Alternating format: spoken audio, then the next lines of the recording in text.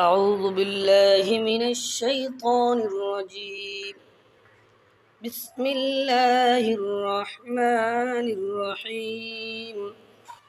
إذا وقعت الواقعة ليس لوقعتها كاذبة خافضة رافعة. إذا رجت الأرض رجا وبست الجبال بسا فكانت هباء منبثا وكنتم أزواجا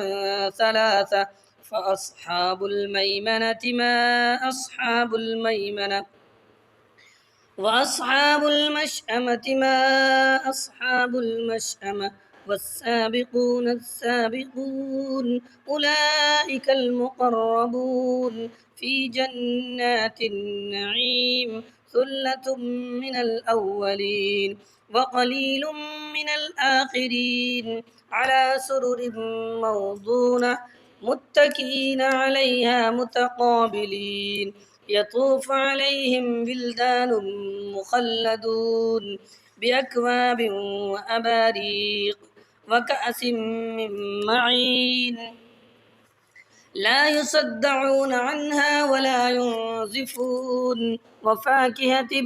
مما يتخيرون ولحم طير مما يشتهون وحور عين كأمثال اللؤلؤ المكنون جزاء بما كانوا يعملون لا يسمعون فيها لغوا ولا تأثيما إلا قيلا سلاما سلاما وأصحاب اليمين ما أصحاب اليمين في سدر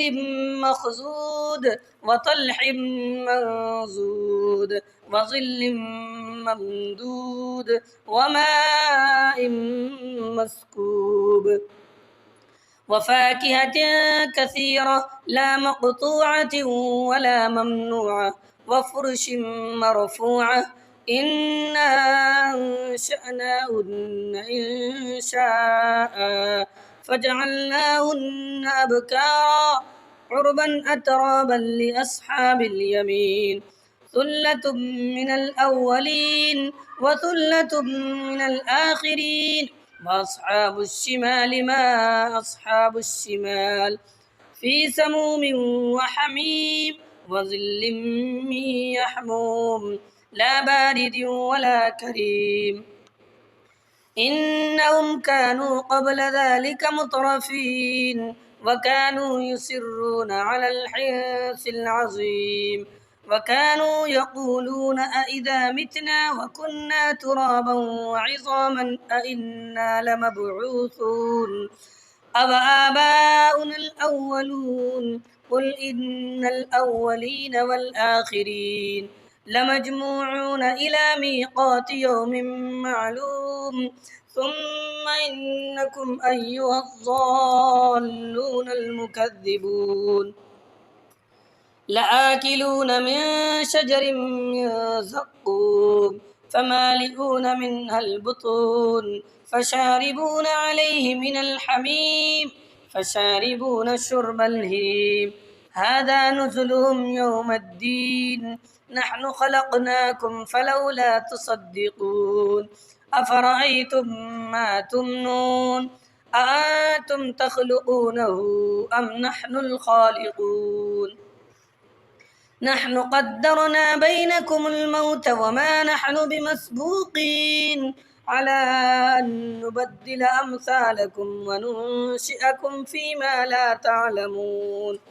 ولقد علمتم النشأة الأولى فلولا تذكرون أفرأيتم ما تحرثون أأنتم تزرعونه أم نحن الزارعون لو نشاء لجعلناه حطاما فظلتم تفكهون إنا لمغرمون بل نحن محرومون أفرأيتم الماء الذي تشربون أأنتم أنزلتموه من المزن أم نحن المنزلون لو نشاء جعلناه أجاجا فلولا تشكرون أفرأيتم النار التي تورون أأنتم أنشأتم شجرتها أم نحن المنشئون نحن جعلناها تذكرة ومتاعا للمقوين فسبح باسم ربك العظيم فلا أقسم بمواقع النجوم وإنه لقسم لو تعلمون عظيم إنه لقرآن